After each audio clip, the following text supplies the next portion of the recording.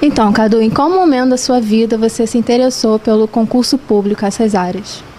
Então, na verdade, minha vida de concurseiro começou desde cedo, né? Quando eu tinha 10 anos, por orientação dos meus pais, eu fiz o concurso para o Pedro II, Colégio Pedro II, graças a Deus foi aprovado.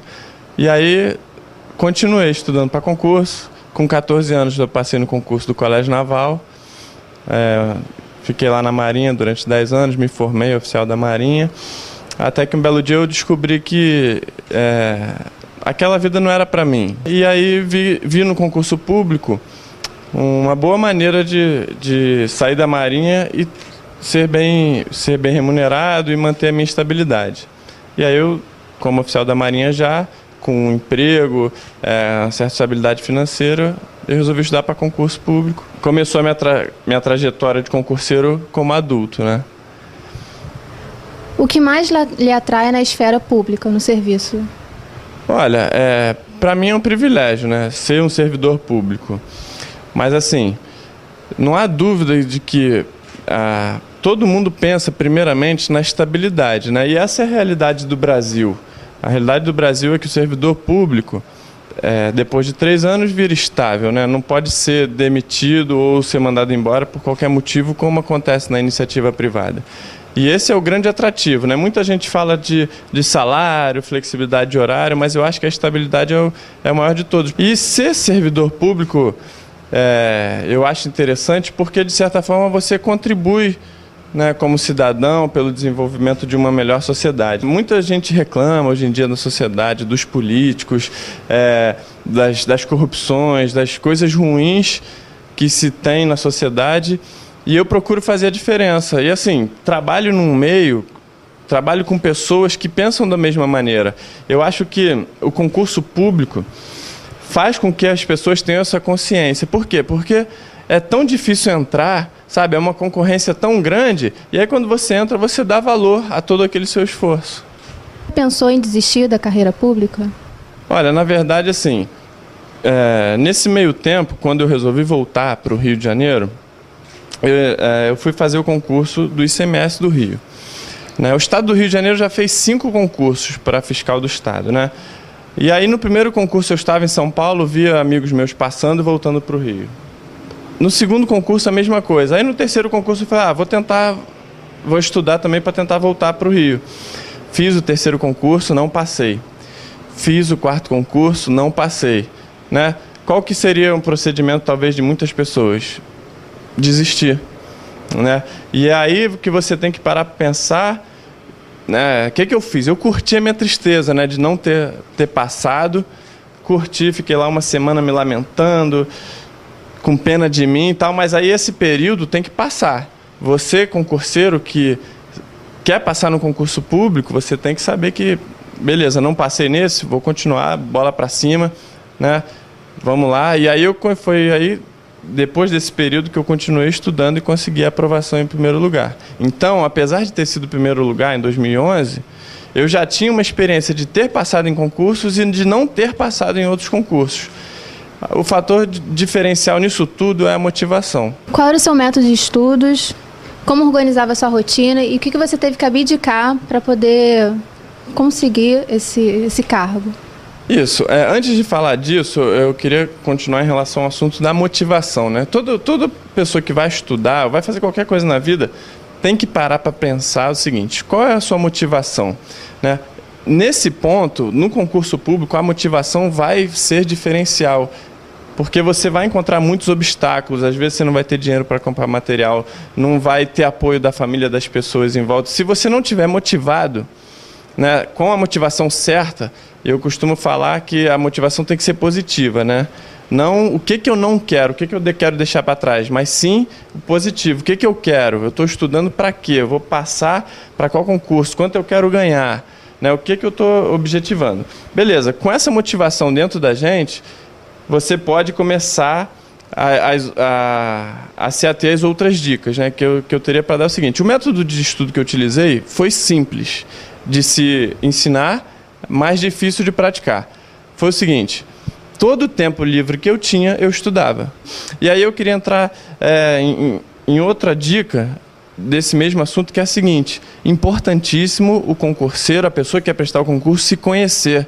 Ah, mas esse papo está muito filosófico. Não, o autoconhecimento para o concurseiro é importante. Por quê? Porque ele precisa saber qual tipo de ensino que ele assimila melhor a matéria.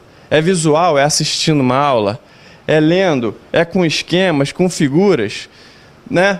Existem dicas de melhor material, mas não, como é melhor material para você? Às vezes você conversa com alguém que está estudando e fala sobre um determinado professor que é uma unanimidade, todo mundo gosta daquele professor.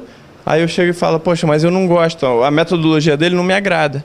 Então é necessário um autoconhecimento para que você tenha uma melhor eficiência no concurso público. Qual o horário melhor que você estuda? É de manhã? É de noite? Né? Então a dica principal nesse sentido é: se conheça. Se conheça, o autoconhecimento. Você comentou a respeito das motivações. E para você, qual foi a sua principal motivação e durante essa jornada, qual foi os principais apoios que você teve? Certo, as motivações genéricas, né, em relação à estabilidade, salário, poder prestar um bom serviço, né, fazer diferença na sociedade, essa que todo mundo tem. Mas assim, quando eu resolvi voltar para o Rio, a principal motivação foi voltar de São Paulo para o Rio, né? Minha terra natal, onde está minha família, meus amigos. Lá em São Paulo, apesar de ser uma cidade muito boa, eu não consegui fazer um ciclo de amizades com muitas pessoas. Minha família não estava lá, eu tinha a igreja aqui, eu queria que minha filha crescesse aqui perto dos avós. Então, esse fator, né, presença no Rio de Janeiro, junto à minha família, foi um fator bastante motivador. E assim, todo momento que eu estudava, tudo que eu abdicava em função do estudo, eu tive muito apoio da minha família, né? Meus pais sempre falando, não, vai lá que você consegue. E assim, o principal apoio de todos foi a minha esposa. Porque quando eu estudei para voltar para o Rio, nessa aprovação que eu fui o primeiro colocado, só tinha eu e ela, né, dentro de casa. Então eu chegava do trabalho, às vezes ela poderia querer ir no cinema, sair, e ela me entendia em me apoiar, falar, não, estuda, beleza, eu vou te apoiar, não vou te cobrar nada. Então, assim, o apoio da minha esposa foi o principal apoio que eu tive, o mais importante. Talvez sem esse apoio eu não tivesse conseguido o que eu consegui. E aí, nesse caso, você precisa do apoio de quem está ao seu redor, né? Quem está dentro da sua casa, porque faz diferença um bom ambiente de estudo, né? Você ter silêncio para estudar, você, às vezes, tem problemas para resolver na casa e, em vez de eu resolver o problema, ela chegava e me ajudava, resolvia para mim, tentava evitar com que eu me estressasse para eu focar só no estudo, né? Então, todo esse ambiente que nos rodeia como concurseiro faz diferença e é importante. Qual foi a sensação de ser aprovado em primeiro lugar para o concurso de auditor fiscal e como isso mudou a sua vida? Olha, na verdade, a grande sensação, o grande tchan é passar, né? Então, você está lá estudando, você olha o edital, quantas vagas? 100. Eu quero estar entre os 100. Eu quero estar entre os 100, né? Porque, na verdade, são 100 vitoriosos, né? Diferente, às vezes, numa competição, numa corrida, você só ganha o primeiro colocado, né? O segundo já não é vencedor. No caso do concurso público, não. Seu nome foi nomeado, você tomou a posse e você é vencedor junto com os outros tantos que tiveram esse mesmo êxito. Mas assim, existe a questão, eu tive um orgulho pessoal, né, de ser o primeiro. Não era o meu foco ser primeiro, era passar. Agora, quando você vê o seu nome lá, poxa, é gratificante, né? Não tem como falar que não é gratificante, foi muito bacana. Você pretende fazer outros concursos? Eu tô dando aula de direito empresarial, né? Foi uma oportunidade que surgiu, uma necessidade também do mercado dos concurseiros. Então eu escrevi um livro de direito empresarial, estou dando aula em alguns cursinhos. E às vezes eu penso que assim, poderia me ajudar nessa questão de dar aula, fazer uma faculdade de Direito, e aí depois que você faz uma faculdade de Direito, você sempre pensa num concurso de magistratura e tal, mas são coisas que passam pela minha cabeça, mas logo vão embora, porque depois de tanto estudar, né, tantos anos estudando, dedicado ao concurso público, o meu foco tá agora voltado para minha família, né, para o meu bem-estar, para a minha qualidade de vida.